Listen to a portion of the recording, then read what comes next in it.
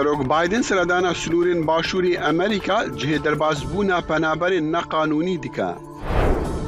Li çend welatên Ewropî xwepêşandan li dijî serederiya Îranê digel xwepêşandanên Îraniyan tên kirin. û piştî 8 salan carekedî Ermeniyên Amedê cejna Krîsmasê li dêreka xwe ya dîrokî dikin.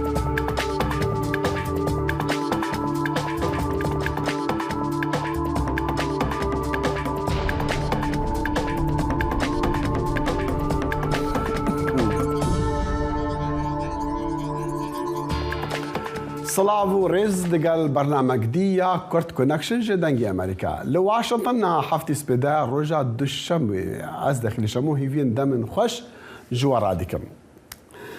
Doh yekşemê Serok Joe Biden seredana beşek ji sunûrên Amerîka digel Meksîko li El Paso kir di yekemgera xwe ya herêmê da piştî 2 salên serokatiyê ku seredanek bû pirsa aloza koçberiyê sîbera xwe bi ser da girtiye. Piştî ku li El Paso bi efserên parastina sunûran ra civiyayê ew tevlî meşeka wan bû li ser percanên sunûriyên ku bajarê El Paso ji Meksîko cuda dike. Ew bajar ku niha korîdora herî mezin e ji bo derbasbûna neqanûniya penaberan. Piraniya wan ji Nîkaragwayê ne ku ji ber alozî û xizaniya li welatê xwe derrevin. Di pêra Serok Biden seredana Meksîko kir ku ew wê bi rêberên Meksîko û Kanada ra îro duşembê kom bibe û sibehî sêşemê amadeyî civîna bilind a serokên Amerîka Bakur bibe ku koçberî yek ji xalên herî giringên rojevê ye. Piştî 15 garên dengdanê ji bo destnîşankirina serokê Encûmenê Nûyeneran di Kongresa Emerîkî de endaman kandîdkirina Kevin McCarthy pesend kir lê ku 20 endamên partiya wî hinek armancên giran li ser wî danîne. Ew çi mercin Sîrwan Qeço ev pêdaçûn kiriye Sîrwan fermo. gelek spas dexîl bi rastî piştî hefteyeke aloz li Kongresa Emerîkî wekû te jî got 15 gerên dengdanê li ser hilbijartina Kevin McCarthy wekû serokê civata nûneran ya Kongresê niha êdî karê wan dest pê dike bi awayekî fermî ew karçiyê dexîl hukmraniyê niha êdî wê dest bû yekê bikin helbet gelek dibêjin niha qonaxa rastî dest pê kirî komarî dibêjin ew qonaxa han testek bû ji bo ka çawa wê nav hev de kar bikin tevî ev hemî tevlîhevî û alozî û cudahiyên îdeolojî di navbera her du kampên komariyan de lê ew dibêjin karê rastî êdî li şerê wan li nav Kongresê li gel demokratayê li ecendeyên cudayên her du aliyan dexîl îro duşemê dengdanek dest pê dike ew jî dengdanek girîng e li ser pakêta qanûnên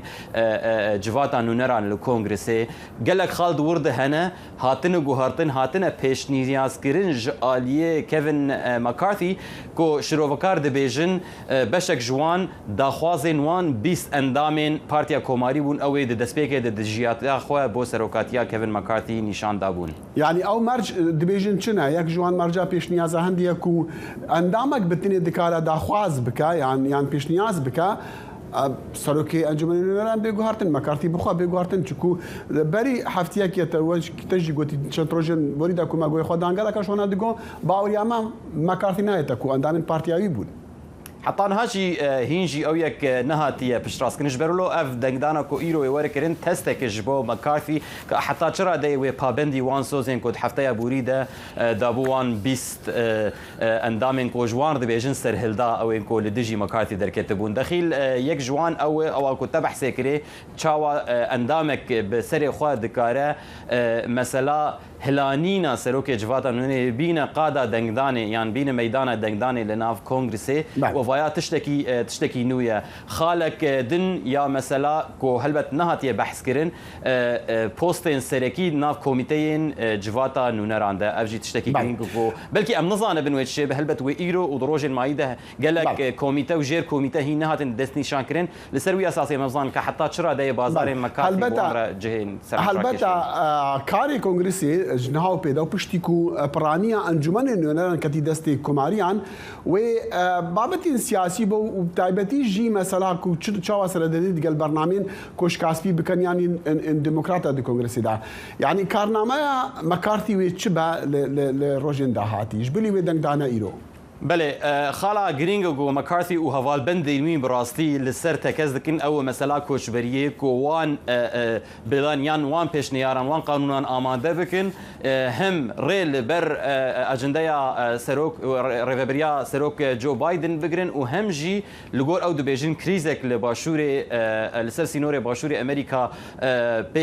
پیکته نها بردوامه و دوی کنگرس بارک خراب کو ریل لبر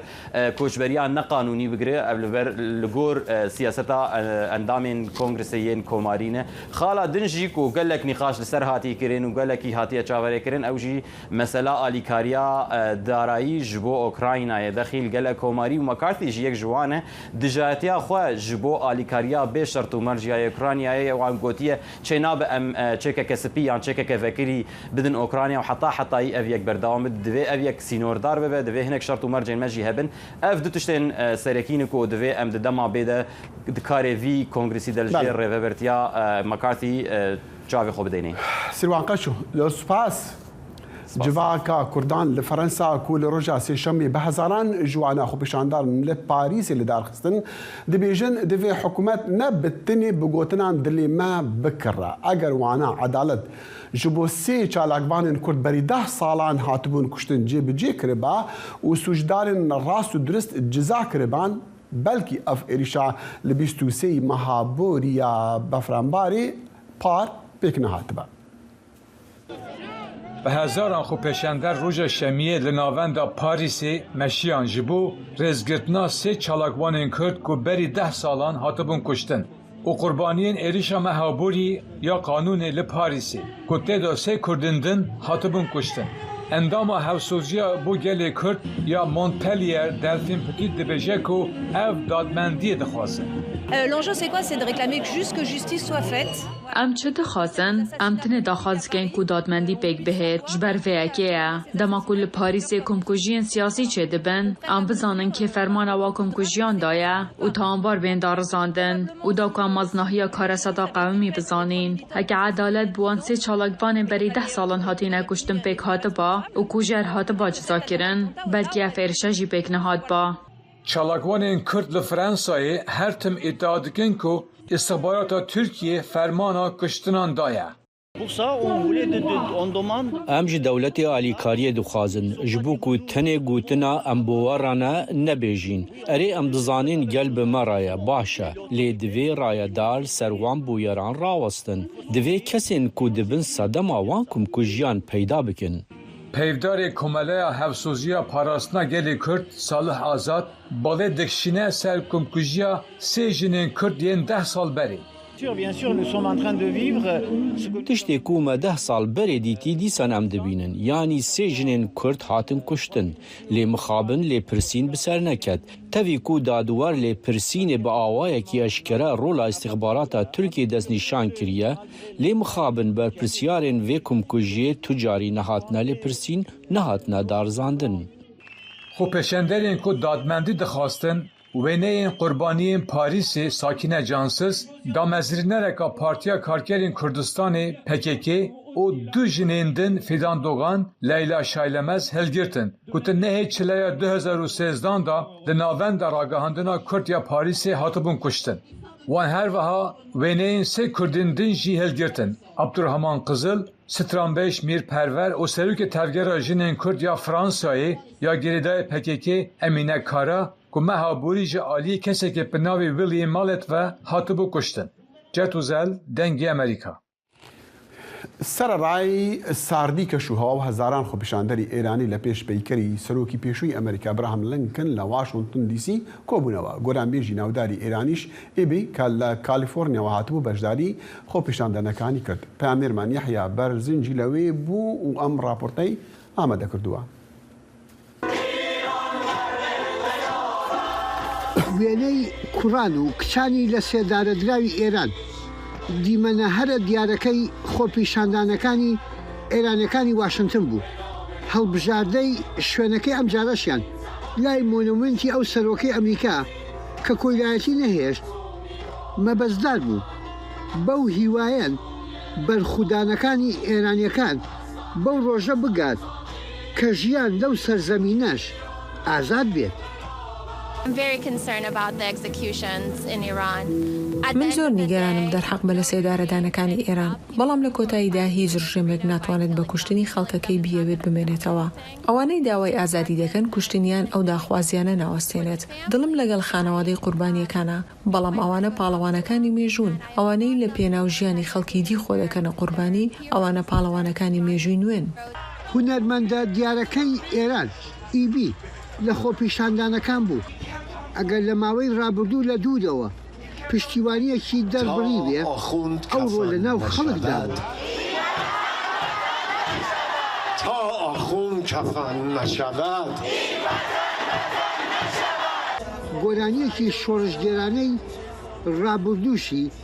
بۆ ئامادەبووان چڕی. الا توان همه عاشقان در میهن، الا توان همه عاشقان در تبعید،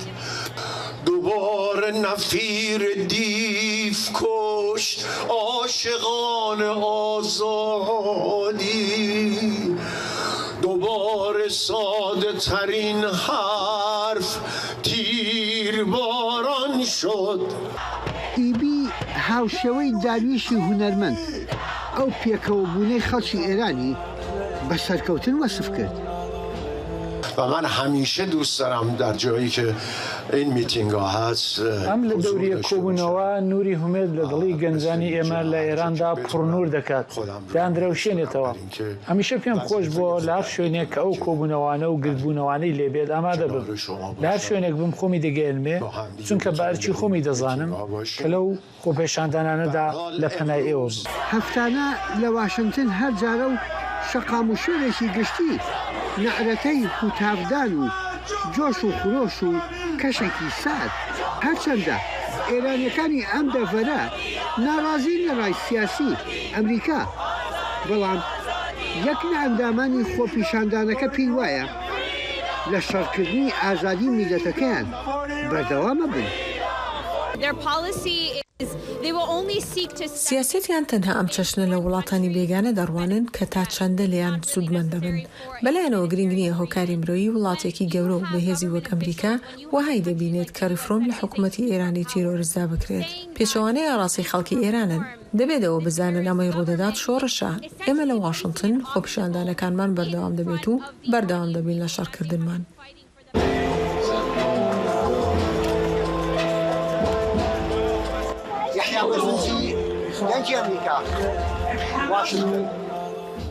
پشتی لسدردانا دو خورتان لی ایران بتاوان کشتن اندامکی هیزن او لکاری خلق ایرانی و دوستن وان لامریکا لولات اوروپا و حکمت چند ولات جهانی جی او تندیا رژیم تهران لهمبر خوپشاندران شرم زاردکن. دوه یک شمی نزیکی 3000 کس لناوند لندنی و دکش و هوای سار و بارانی دا گهابون هف لدیجی حکمت ایران پروتستو کرن و دخوازا آزادی دموکراسی و مافین جنان ین زدتر دولات خدا کرن. نزیکی 1000 کسان لباجار لیون فرانسی جی بو پشتگیری کرنا خوپشاندانان لدیجی رژیم ایرانی کم بون خوپشاندران بدروش من جنجان آزادی و بقیریا کوبون دروش من خوپشاندانان لکولان رشلات باجر گهابون هف. و لإيراني آليغرين تنرين دصلاداران لإيراني لبربالوسخانة فرنسي لتهراني آگر بردا آلاء فرنسا وك برتكك يا كاريكاتورين كوجا آلي كوفارا شارلي أحب دا هاتينا وشاندن أو كاريكاتور تنازل خواه بملايين دصلادارين إيراني دكن بسادان تنرين إيراني دنافوان دا خوندكارين دبستانان جي باريسي خواستن کو داو جد دشمنکاریا لهمبر تهرانی بردن. دزگاه دادوریا ایرانی جزای 10 سال زندان جبو کسین کو بانگا نرازیبونا کربون و که بشک جتفگرا خوپیشاندانی لچند محان لی ایرانی. او جاره کما کو دادگاه دادوریه يعني سیستم دادواری جزای گرتنی جبو تاوانک به وی رنگی رادگهینا نشمین عبدی انداماری خراوه هنگاو یا مافن مروفان لحرم کردستان انها به مره جبو بحث کرنا وی بابتی نشمین خانه سیویدارم افکار بکاربن نشمین آماده با سکایپی آماده باش بوم بحثی اوان ردان کل ایرانی تینکرنو هالبدجی برسوا جهانی جبو کشتنا وان خورتین بری دور جهات راگاندن دی ایرانی داکو گلک جوانا نرازیبون دیار کرنا و هالویزی دیار کرنا جبلی ویجی کو جمارکا ولاتین جهانی و کمدیتی لواشنطن لپاریس و لفرنسا جی خو پیشاندان دیجی وی کاری ایرانی کرن جبو مشتمر لسروی بابتی و مسئله کو داد سیستم دادوریا ایرانی 10 سال زندانی جبو آن کسان برینه جبو آن کسان کو داخوازا خو پریشاندانا کرنا به مره خانم نشمین عبدی جه هریما کردستانی به مره نشمین خان دم باش اگر دا قیمت گهاتتا افچه پیام کو سیستم دیارم مخابنی و دنگی مناگها نشمین خان کشیک دنگی هیا به سکایپی ویرا جار دنگی ویتی لیتی برین دیسا هلبت ام بحثي بشهاتين ايراني ديكونو بتايبت جيكو او كشتنا دو كاسان دو خورتان اللي ايراني بويا سدم هندي كنا رازيبون لسران سري جهاني هبن جبري ويجيكو كندا بيان مجدي هيا لغورا ويكو جاستن تروتو سروك وزيراني كندا باريني بنمالي او كساني داوا كجيانا لدز داوا لكاتي إيران لسالي 2020 فروكيكي مدني أوكراني خصوصا خوارة وقوتي إيران روبروي لبرسينوا دبتوا ترودو لآنيكي كابويادي 3 سالي بسر كجراني صدو 76 كز دابو كاتيك إيران فروكي هيلي آسماني نيو دولتي أوكرانيا لنزيك تاران خصوصا خوارة وتي اگر ایران پابند نبید به داواکاریەکانی ناوبژیوانیەوە ئەوە بابەتەکە دەبرێتەوە دادگای نێو دەوڵەتی کەنەدا بریتانیا سوید و ئۆکرانیا لە 28 کانونی دووەمدا داوایان لە تاران کرد کە پابەندی ڕێکەوتنامەی مۆنتریالی ساڵی 1970 ببتەوە و بۆ یەک لایکردنەوەی ناکۆکیەک لەسەر لێپرسینەوە و قەرەبووکردنی کەسوکاری قوربانیەکان.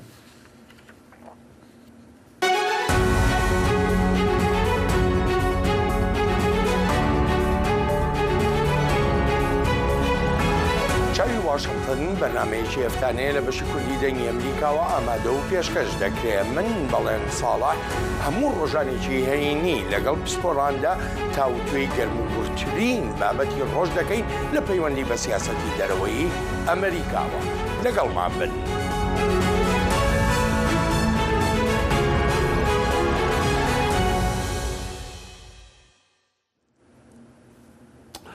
دوه یکشەمێ سەرۆکوەزیری سویدی گوت سوید دوێ باوەڕێدایە کو تورکیا دێ داخوازاوەی ji بۆ تەڤلیبوونە هەڤبەندیە لەشکریە ناتوێ بپەژرینە لێ سوید نکارە هەمی داخوازین کو ئەنکەرێ وەکە مەرجین ئەرێکردنا ئەندامەتیاوێ جێبجێ بکە سەرۆکوەزیر ئۆلف كريستينسن لسويدي د كونفرانسك باراستني دا گوت تشتي ما سوز داي ما بيك آنيا لي دهمان دميدا دبيجي جيكو تركيا تشتين زيدتر دا خواز دكا و امين كاربن وان بيك بينن يانجي ام ناخوازن وانا بيك بينن السويد و فنلند و ترکیه جی در سال 2022 دا پیمانک سیالی امضا کربو بما بستا پیک اینانا داخوازین ترکیه ین لسر اندامتیا یان اریکرنا اندامتیا ناتوی یا هر دو ولاتین باکوری اروپا. او چه داخوازن کو انکری جی ستوکهلمی دکا او ستوکهلم نکاره وانا پیگ بینا گلو او داوی اینانا حولین سویدی جبو اندامتیا ناتوی کو رضامندیا ترکیه جی را لازمه یان جی سوید ایدی پی تی وی به ناتوی نمایا جو بحث کرنا في مجاري بمرة نها خانم سيدار يجد روجنموفان و شروفاكارا برسين سياسي جستوكولمي سيدار خان دم باش يعني يجد برسا اف تشتيكو سرك وزير نوي سويدي قوتيكو او نكاره همو داخوازن تركيا جيب جيبك او چه داخوازن كو سويد وانا نكاره بجهبينا بله الكونفرنسا قال وباراستن جيرت بيجن فولكو في شوار لنافچيا سالني الباكوري السويدي سالانه كونفرنسك سيروجي هي بمجارة أولكارية أولكارية هم سويدي هم جيا دنياي ريزة كونفرنس هنا لروجا يكمين يا دوهني ألف كريسترشون سروك وزير السويدي دي أخافتنا خدا قوت كو السويدي لغوري وي ميموراندوما كو هاتيا نويسين جار بحثا بيماني دبه هلبت افنا بيمانه مروف نكاره بيجه تمام وكا بيمانه لبس ميموراندومك كورتيك كو دوكومانك بلسرچ لهفكرنا دوكومانك سياليه ما بين السويد فنلندا وتركيا دبي بروسيا ناتو يا سرليدانيان مراجعتا وان هر دو ولاتان بو ناتو لغوري وي ميموراندوم ألف كريسترشون دبيجي كو ما شرطين كو ملهف كربو ما بيك آنينة يانجي ام نهاوان بيك تينن و جغيني فيجي تشتكيدن كو ام بكن نينة ايجا تركيا هل بتبيجي سويد هين شرطي خو بيك نانية او تشتين كو دي بيجا تشتين دن نكارن بيك بينن چنب او چه دا خوازن انكريج ستوكولم ديكا بله سروک وزیر ألف كريسترشون يكتشت بهتر بزلالی ام بیجن کنکریت گوت بچیه او تشتیکو سوید گوت هم نکاره و هم ناخوازه پیک بینه یعنی جه تشتین کو ترکیه دخوازه او جی رادست کرنا هن کسانه کسین کو ترکیه لیسته یک ترکیه هیا جه سویده دخوازي كو هن كس هنا كوتشبر هنا للسويدي كو تركيا دخوازي بو وان بي رادست كرن إيجا بالكريستاشون بطايبت بحصاوي كر قلت أم نكارن كسكي رادست هلبته نافدارين كرد وين ترك جد نافو عندنا كو قالك شو أنا السويدي دمينين كو ديارة أو وكو دجبرين بدا صلاة سروك أردوغان تين حساب كرن سيدة الخانم يعني أف بينغاف أفراغ عندنا سروك وزير السويدي بو عتايا كو قناغا داوية في دانستان دنيا إدي ودفجي باردن شو تركيا رازينا بتركيا بأسكري دي بيجا أو أرينا كعندما تيا وانا دناتو دا وأريكرنا تركيا جي لازم جوي را يعني أف قناغا داوية في دانستان دنيا في مجاريا سويد بيجي تشتي بيوست ما بجيها آنية وإجانها بريار يا تركيا لهلبت بفي نايوي واتيكو سويد إجا دفج في بروسي برددي ناخير سويد قلقي ببريارة بوكو ببا اندامي ناتوي وقلقي جي بي أولية وبي باورة كودي ببا اندامي ناتوي إجا برسككا بري هالبجارتنا تركيا وببا اندامي ناتو ياجي بشتي هالبجارتنا يعني دوي آليده حتى نها داخويانين سويدي ينكو هاتنا ينكو ددن هر دبيجة أم يعني بردلنيانا كو أمي ببن أندامي ناتو جبركو بشتقريا قلكي خورت أندامي دني ناتو هي بوكو سويد ببي أندام أو تشيكك ناتو هي دبيجة داري ذكريا بو أندامي نو سويد جي دبيجة بوي جبركو داري ذكريا ماجي أندامي تخصية ما بهيستكو تصالبوري ده هالبد هافينا بوريدا كو بيستونها عندما رازيبون لسرنا التني تركيا تركيا يعني سيدة الخانم أم تدقهن بري شرعي روسيا لديجي أوكرانيا خلقي سويدي بقشتي نخما وان ناتو بو يعني عندما تيا ناتو ند هزراوان دابو لي بشتي وشري بشد مهان كمان لستوكهولم جديد خلق درت كاتن خلق مدينة مورد آخرين قال كي رجاء كو بشتفانيا حكمتي ذكر جبو كو داخوازة عندما تي بكادناتو دا قال كي بلند بو نها اف روش هطارادي كي بدنگ بويا شر اوكرانيا هر بردوامه ل ديار تشد نشان وصلين كو روسيا دجمن كاريه كي لدجكي دي بكا هشتا سويدي دهزرا هندي دانا يعني كو يعني برانيا وان دخوازن كو ببن اندام ناتو يعني نا بله اللي لكلين كوتينا كرن وبش او قشت برسيان كوهنا بش جريا قالك خورت بو اندامتيا ناتوي السويدي هيا يعني اگر تو بيجي برانيا خلكي لقالينا كو سويد ببي اندام ناتو بله خانم سيدار يجت روجناموفان وشرفكارا سياستي جي ستوكهولم بمرابو قال كي سباس ام فاجرن بحثي خوي ايراني او نرازيبونا جهاني لسر رفتاري ايراني بتايبس جي لسيدردانا خورتان خوبشاندانان و هر وساجي كو ياسايك دركتيا جد دادگاه دادوري الايراني لغوراوي 10 سال زندان و بين برين جوار كسان راكو داخوازا خوبشاندانان كرنا ام هيدان في جاري بيونديا ما خانم نشمين عبد الرباج باكو او اندام كاريخستيا هنگاو يا ما في مروفانا نهال هرما كردستاني نشمي خان دم باش ببورا بيوديا ما نباش برينها لما تخاص بزعلم يعني اف بريانا السيستم دادوريه الايراني شو مساله كو 10 صالاويش خلك ببرن اگر داخواس كربن كو خوبشاندان بين كرن گەلک سپاس بۆی دەرفەتی ڕاستیدا ئەو شتادی کۆمار ئیسلامی بە هەموو ئەوەیەک دەخوازە و ئەو خۆنیشاندانان بدەستکەناندن جا بە زیندانکردنێ بی بە شکنجەدانێ بی بە ترساندنە خەڵکێ بیتن بە هەر ئەوەیەکە بی دەخوازە و ئەو خۆنیشاندانان ئەو ناڕازیبوونا بدەستکەناندن هی ئەم دەبینن و خەڵک بە باوەڕیەکە فاهیم بە باوەڕێکە بەهێز هەردێکە سەر شەقامە و دەتوو بڕیار ئەو بڕیارێن دادگەهیان کۆمارە ئیسلامی ناترسن و هەردێنە سەر شەقام و دۆخاز و ناراضيين يكون هدينين الزمان.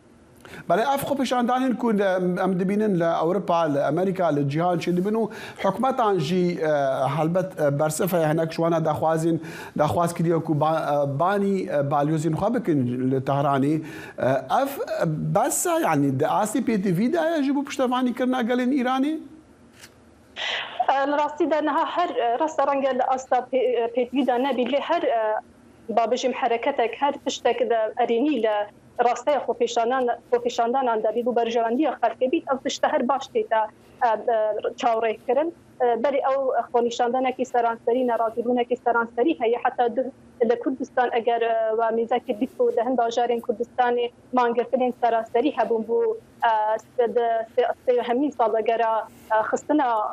بابجم فروكيا اوكرايني كومبارا اسلامي او خصبو وهر بها چون استر گورین او کسین کو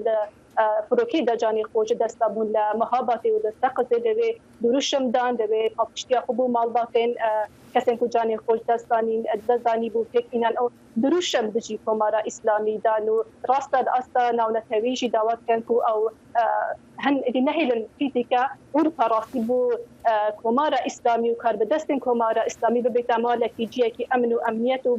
كيف أخو بهن هاتو في ولاتان بكن أو دخاتن كو جماروي أبوري بسر أو كسانا بسر كمارا إسلام بكتداني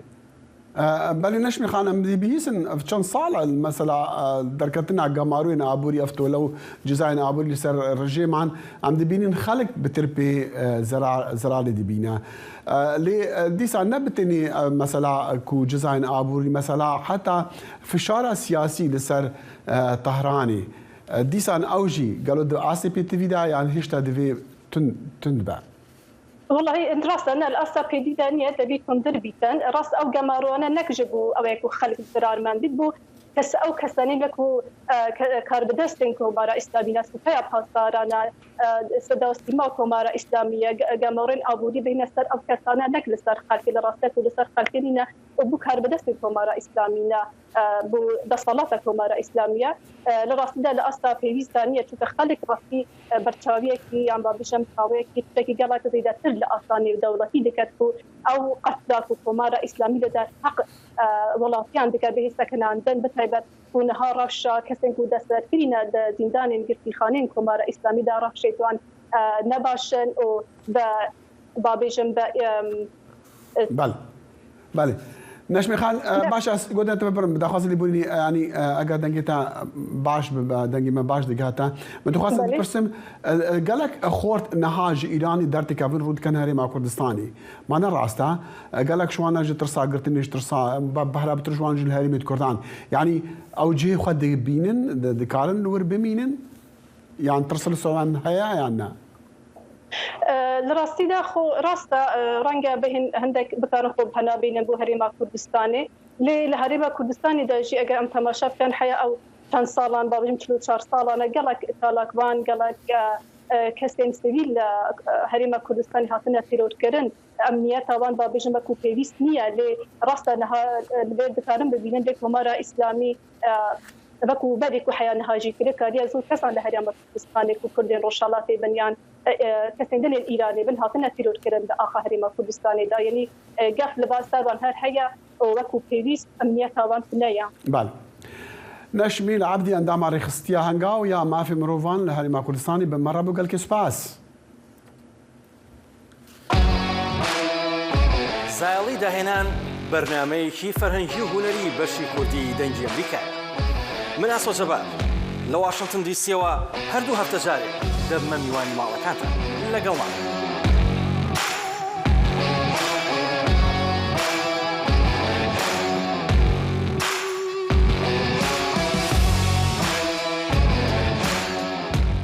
هر کسی که روزه که درفتها بسردان عفرینی کرد دزانا که هریما عفرینی بزیتونان تی ناسکرون نافدار جلی ایرو عفرینین در بدر بحسرتا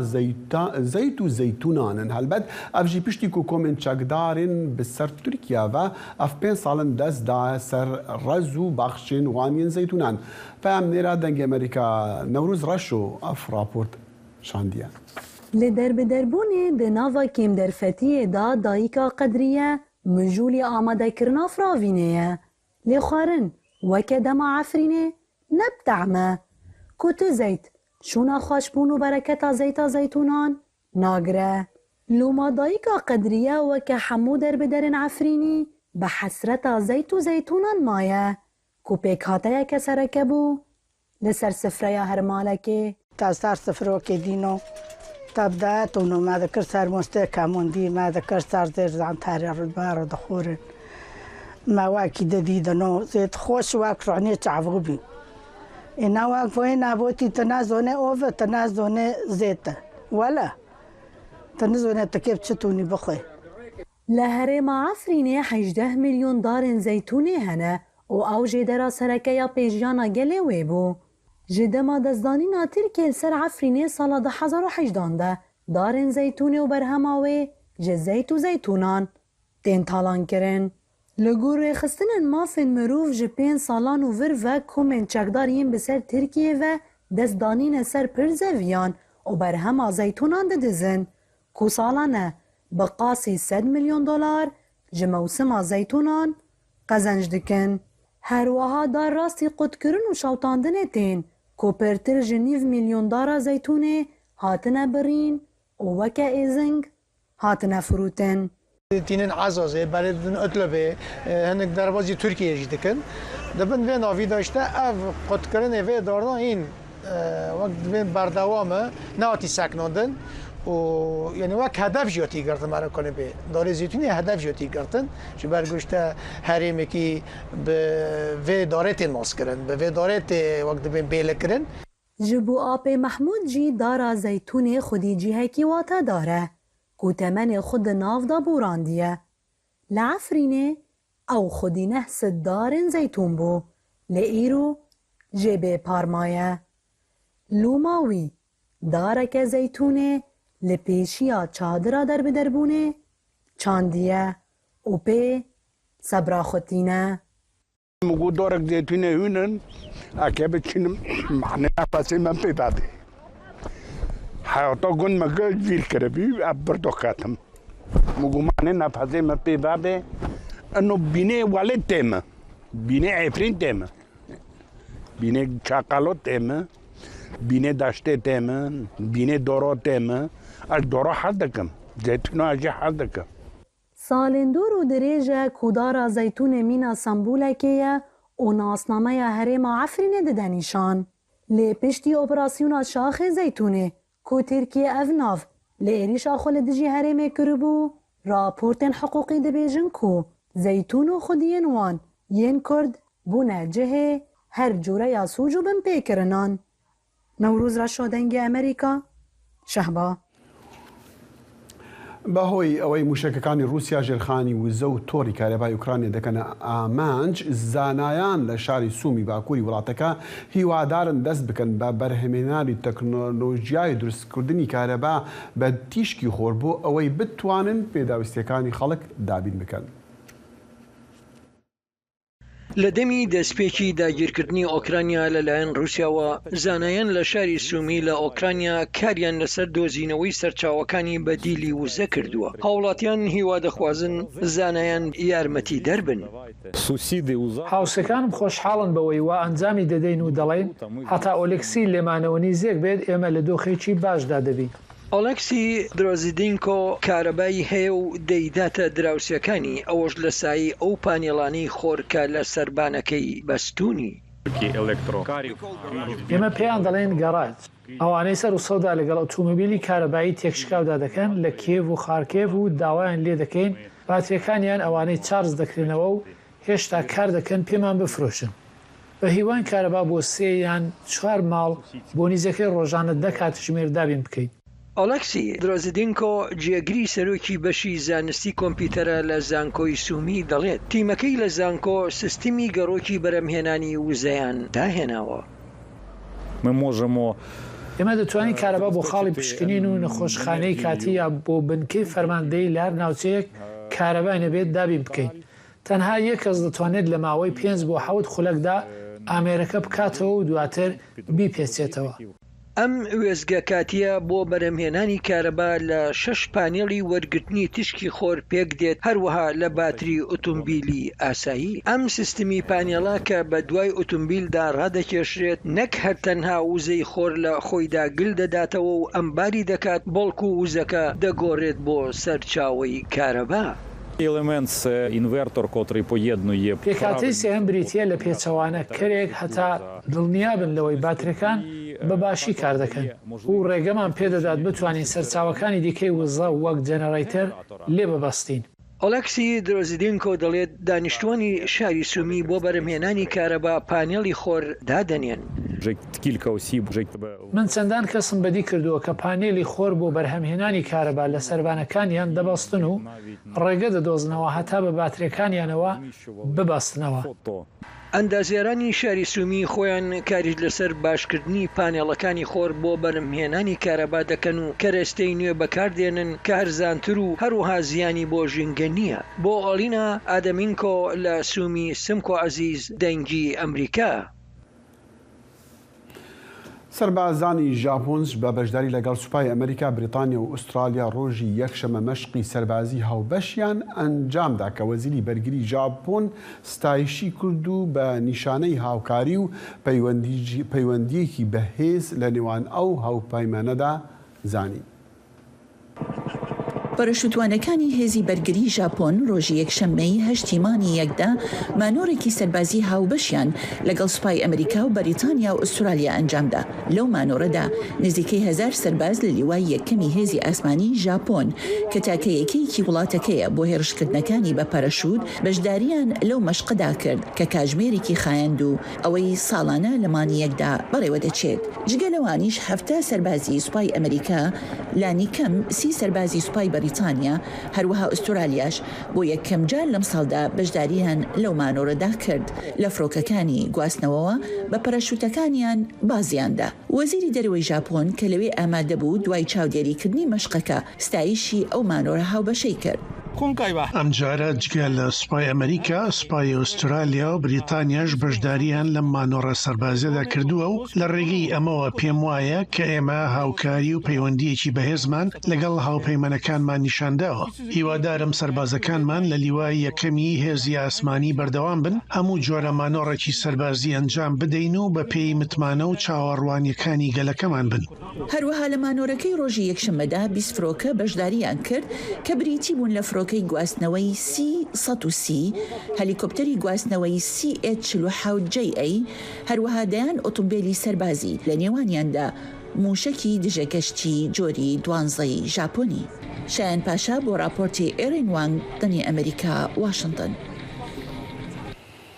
لێ کۆلینەکە نویا گۆڤارە ساینس بەریخوا دایە تەڤایە 215,000 ڕووبارین جەمیدیین جیهانی بە ئاوایەک بەرفرەحتر ji lêkolînên berî neha li gorî wê lêkolînan û tê pêşbînîkirin dû ji her sê ji wan rûbaran dê li dawiya vê sed saliyê ji ber guhartinên hewa û jîngehê زوها بن خطر ويا مازن هلبتا دي لسر همي جواكان ومروفان با لدوروبرين برآوان لوان هريمان جخوا خلق ج كتيا برزيانين مازن جنهادا سەهۆڵبەندانەکانی جیهان خێراتر لەوەی زانەکان بیریان لێ دەکردەوە بچووک دەبنەوە و لەناو دەچن. بە پێی توێژینەوەیکی نوێ پێشبینی دەکرێت دوو لە سەرسێ ئەو سەهۆڵبەندانانە تا کۆتایی ئەم سەدەیە بەهۆی گۆڕانی کەش و هەواوە بتوێنەوە. یەکێک لە بەشە سەرنجڕاکێشەکانی ئەم توێژینەوەیە ئەوە بوو کە ئێمە کۆمەڵەداتایەکی نوێمان بەکاردێنا کە گۆڕانی بارستەی سەهۆڵبەندانی ڕووبارەکانی هەموو سەهۆڵبەندانێک لە ئاستی جیهاندا دەخەمڵاند. بۆی بەڕاستی دەتوانین دەست بکەین بە سێرکردنی گۆڕانکاریەکانی تاکبەتاکی سەهۆڵبەندانی ڕووبارەکان زۆر باشتر و لە زۆر زیاتریش پوردەکاریەکان لەوەی پێشتر دەماتوانی.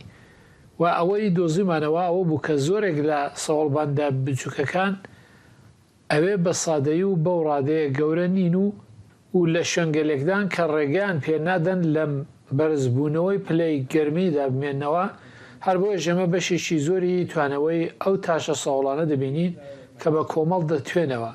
ئەو ڕێژەیە زۆر گەورەیە کە نزیکەی لە 150 بووە لە 180. توێژینەوەکە لە گۆڤاری زانستی بڵاوکراوەتەوە و پشکنین بۆ سەرجەم 215,000 سەهۆڵبەندانەکانی جیهان کراوە بەبێ هەژمارکردنی تاشە سەهۆڵبەندانەکانی گرینلاند و جەمسەری باشووری گۆیزەوی واتە بە شێوەکی گشتگیرکرد لە توێژینەوەکانی ڕابردوو. بەپێی زانەکان بەپێی ئاسی جیاوازی گەرمبوونی زەوی چەند سەهۆڵبەندانێک نامێنن چەند پلەی گەرمای گۆیزەوی بەرز ببێتەوە هێندە تریلیۆن تەن سەهۆڵ دەتوێتەوە و ئاسی ئاوی دەریاکان بەرز دەبنەوە. لە توێژینەوەکەدا هاتووە ئەگەر جیهان بتوانێت ئاسی گەرمبوونی گۆیزەوی لە داهاتوودا سنووردار بکات بۆ تەنها چەندە پلێک ئەوە ئامانجە نێودەوڵەتیەکان بەدی دێت کە لە ڕووی تەکنیکیەوە دەکرێت بەڵام بە دووری نازانرێت بە گوێرەی زۆرێک لە زانەکان ئەوە کەمێک کەمتر لە نیوەی سەهۆڵبەندانەکانی جیهان دەتوێتەوە. لە ئێستادا سەهۆڵبەندانەکان یەکێکن لە گەورەترین بەشدارەکان لە بەرزبوونەوەی ئاستی دەریاکان لە ئاستی جیهاندا. کاتێک بیر لە بەرزبوونەوەی زیاتری ئاستی دەریاکان دەکەینەوە کە 100 یان 115 میلیمترە لە ماوەی سەدی داهاتوودا بەرز بۆتەوە ئەو مانایەوەیە کە ئاستی مامناوەندی ئاستی دەریای جیهانی نزیکەی 10 سانتیمتر بەرز دەبێتەوە. کاتێک بیر لە هەموو ئەو کۆمەڵگا و ئەو خەڵکە دەکەینەوە کە لە دەروبەری کەنارەوەکاندا دەژین لە ئێستاوە کۆمەلگای زۆر هەن کە ڕوبەڕووی بەرزبوونەوەی ئاستی لافاو دەبنەوە بە هەڵکشان و داکشانی ئاوی ڕووبار و دەریاکان. تەنانەت ڕوودانی لافاو لە کاتی خۆرەتاودا هەموو ڕووداوی تونتر وەک زریان بۆیە کاتێک ئاستی بنەڕەتی نزیەکەی 10 سانتیمتر بەرز دەبێتەوە ئەوە تەنها ئەو ڕووداوانە گەورەتر دەکات. نووسەرانی توێژینەوەکە دەڵێن سەهۆڵبەندانەکان کە زۆربەیان بچووکن بەڵام ناسراون بەرە و لە ناوچوون دەڕۆن. نووسەرانی توێژینەوەکە دەڵێن لە خراپترین باردا بە دوور نازانرێت تەنها بەرزبوونەوەی پلەی گەرما بۆ 4 پلەی سەدی پێدەچێت لە 183 سەهۆڵبەندانەکانی جیهان تا ساڵی 2100 نەمێنن. زانایان دەڵێن بەرزبوونەوەی ئاسی دەریا لە داهاتوودا وا دەکات توانەوەی سەهۆڵبەندان خێراتر بێت لە بری دروستبوونی سەهۆڵبەندان. بەڵام بەرزبوونەوەی زیاتری ئاسی دەریاکان کە پەیوەندی بە لەدەستدانی سەهۆڵبەندانەکانەوە هەیە بریتە لە دابینکردنی ئاو بۆ بەشێکی گەوری دانیشتوانی جیهان مەترسی زیاتر لە ڕوودانی لافا و لە دەستدانی شوێنە مێژوویەکان بەهۆی سەهۆڵبەندانی ئالاسکا تا بەرزایەکانی چیاکانی ئەلب لە ئارادایە. ئاسۆ جەبار دەنگی ئەمریکا. ایرو دوشنبه خالق برریزین دریش لدروی نویزگاه کا کوچ و کوچبران لبیجینگ پایتخت چینی راستیان روزا که پشتی کوچینی د یان سفکرنا هری داوی دا آستانگین کنترل کرنا پتایا کووید 19 هلانین او ببو سدما آستان کرنا جیانا 1.4 ملیار خلک ولایت خو زیاتری صد کسان جسری صبیل دروی اوفیسا کاروبارین کوچبران لنافچه هری مزنا پایتخت چاهو یانگ درز در راوستابون لبند دور خوا بون کو داخوازا پاسپورتان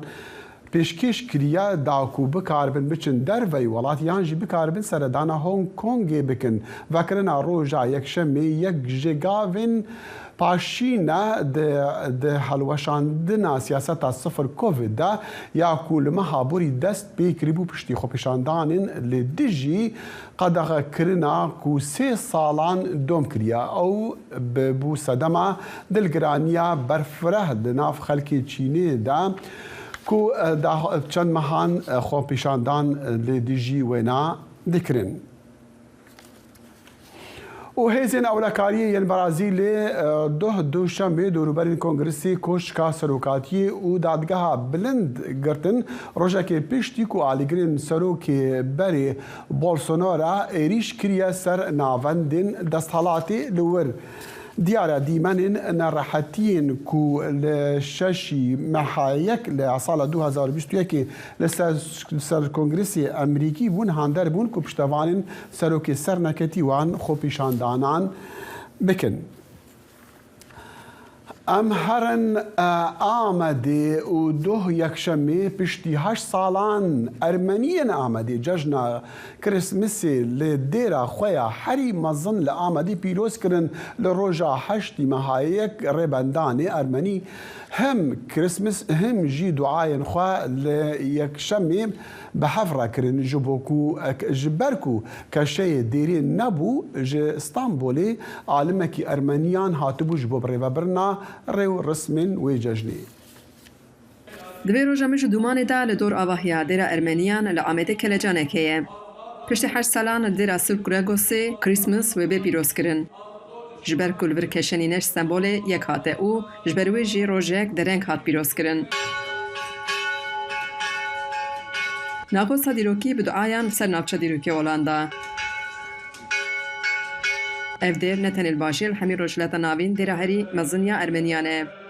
دیره 800 سالی وکا دیره اپولیستیک تناس کرن. 5 مرد جنوی هنه کدوده ماشر سوریه دا زیانک مزن لدیره چه ببو. لی وزارت آبادانی رسوره گر. بریا شهر جیهانی یا یکی جسدیسی باشیر کریستیان بون. ارمنی ددم خدا استونا عبوریا باشیر بون. رگوری سرهجماریا 1914 دا ددم عثمانی داتیا کرن. 492,000 رونشوان آمد و نافچه و 65,805 ارمنی بونه. لجوه ساله حتی ایرو کم ارمنی مانه. وکی جدایک بون ارمنی نها تنه او دی یروان تیناس کرن. او جی سالن درج امریکای ما و جورو 10 سال بره وگریا باجار خواه. او دی یروان و ها بحثا دمن بره و روش ارمنیان دکه. زاروکی پیامل لور در واس بو از لور وافتیز بو. باوی مجبور هر سرس به راد بو گره با تناده گره مومی خو در بیتا. وسابو آن ایرو 40 ساله 45 سال داره بشه کسی نما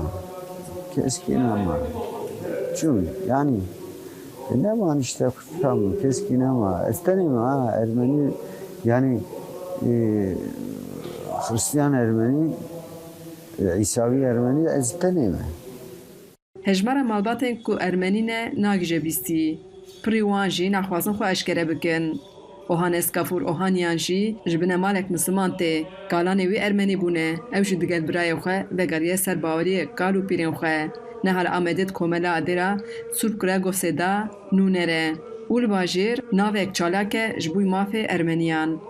yani 3000 kez behavrat karın ayini behavrat tavaşa bikin وصازحبو مثل روجا كوكا إيرو بشاف ساعات سيا شراب دهات نتكتنا شخورت كتنا سرج بكو جيب فين الهندر جوي دري هات دري والحاصل